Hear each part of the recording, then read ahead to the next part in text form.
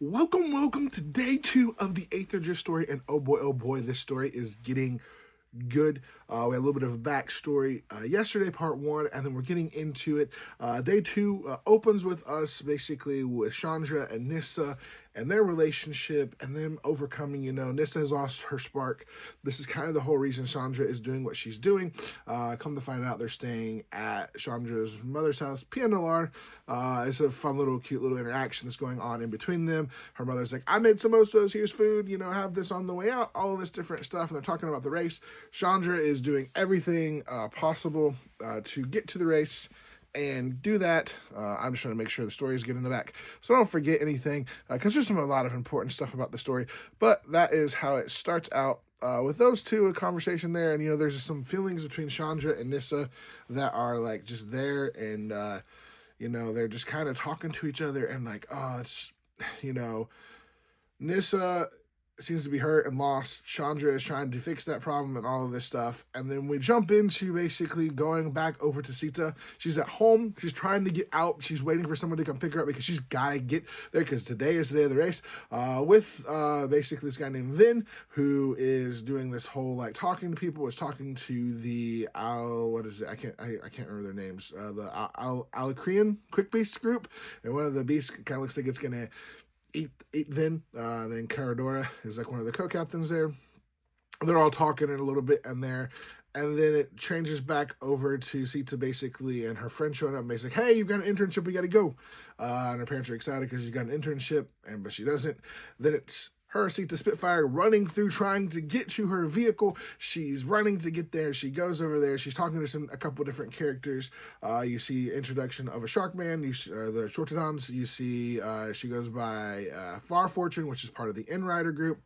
And then basically she's getting there, and Pia's like fussing with the race marshals because like, you're late. And they're like, no, it's fine. We're here. And there's a reason for it and all this different stuff. And then they're trying to get ready, and then PNLR is like, hey, I've got something for you. Let me give you a surprise. And this really cool racing suit that is like Aether infused is going to basically, it seems like, give Spitfire Sita like an advantage because like apparently I think it seems like the Aether enters in, and then she can like slow down time and stuff like that, give her kind of like a super ability. I haven't read other match stories before, so I don't know if anyone else was able to do this, but it's an interesting little suit and all this stuff, and it's perfect for her, and it's just right. And it's like they're getting in there, and they're going in, and the race is about to start. And then you flash over to where Chandra is with her group. Conspire and Colodin, who's the co-captain with her, is there trying to do this talk, and they're having this conversation, and but she gets focused on this voice. It's like, it really hurts, stop it, and all this stuff, and she's trying to figure out, well, what's this voice, what's going on?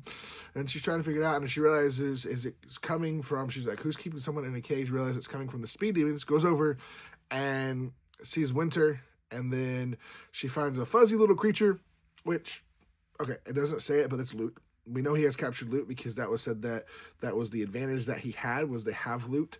They've captured loot somehow between Dustborn and now. And so he has loot.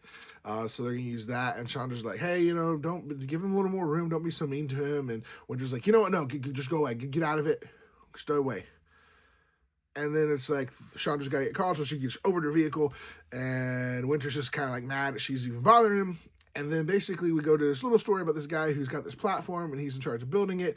And then Gonti's getting ready to the race, and everyone's getting excited and pumped up for the race. And the race is so excited. It's like, boo, woo, woo, the race is going to happen. And all of this is going on.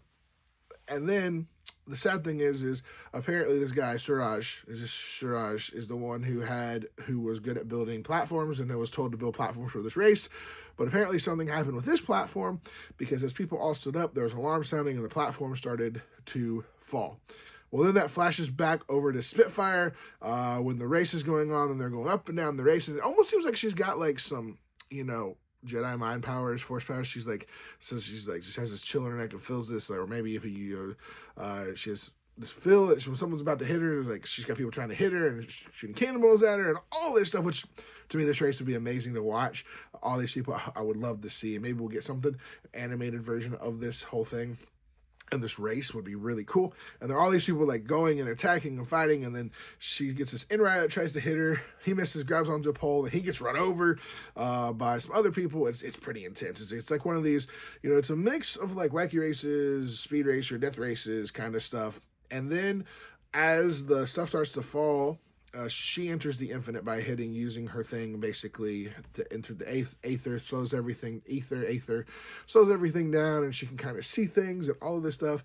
And she like finds this little staircase she can speed up through, and then she gets this omen path, and she thought she should be first, right?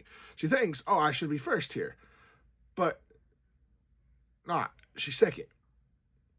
The speed demons are first, and she's like, what? How did Speedy go first? But she's glad that it wasn't Chandra.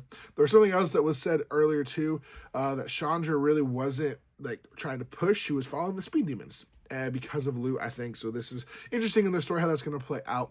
But the speed demons somehow made it through the Omen Path first, and she's really confused at how someone got ahead of her. But she's like, look, I still better. I did better than Chandra. So Spitfire Sita is very happy. Here's what I'm telling you what happened. I'm just going to go this, is they have Loot. Loot is an Omen Path guide kind of thing. He knows how to do this Omen Path stuff. So Speed Demons are cheating using Loot. That's just what I'm calling it. But then we get to the end of the story, and we're basically back at Sita's house with her father that's there, and someone's there, and he's like, I don't know who's here. I don't know what's going to go on. People are here. Somebody's here. And they come around the corner, and who is it? But there is this ominous figure, and I want to say this: it's a woman with green skin and serpentine tendrils for hand. Who is that? Vraska. And he had a little blaster he was raising to try to take care of her. He can't even speak. He's trapped. He doesn't know his own. And she's looking at him, and then all of a sudden, guess who you see? A man with a blue cloak hanging around his shoulders. His eyes glow bright, searing blue. Vraska, and who is the other person? Oh, Jace. We've got Vraska and Jace here. And basically, they're here to convince him to do something, saying, look, we want to fix. You're mad at how things are going, how things got overturned here by the revolution. You have all this problem. And we can help you fix that. You just got to do a couple things. We'll put you in power. Your daughter and all this stuff will be restored and all of this thing. And then that's where it ends. Again, it doesn't say Jace. It doesn't say Vraska, but the description is 100% it's got to be them. And we've got Jace. We've got Vraska. Awesome. So now whether we see cards for them, I don't know. That'd be really cool if we do. If not, we'll see what's going to go on. But now it's, okay, well, what is their plan? Why are they here? Why are they trying to basically overthrow the authority that's here on Avishkar? That's kind of like what they're asking and doing for. So what is their plan? Are they here just to get loot? Or what's going on? And the race continues. And so it seems like there's different Omen Paths you have to get through to then, once you get to the Omen Path, it kind of puts you through for that day, and then you start based on like where you finished, I think. And so we'll see. And I'll bring you hopefully soon, tomorrow, day 3. Every single day the story comes out. The next day I'll post a story about it. But I'm excited. The story looks cool. I'm hoping they would make some kind of animated series showing the entire race. Would be awesome and amazing. No, a lot of work, but it'd be really cool. I want to thank you guys so much for being here. Are you excited for this story? Are you excited for this set? And who are you cheering for to win this race? Thank you guys so much for being here. And as always, we'll see you next time.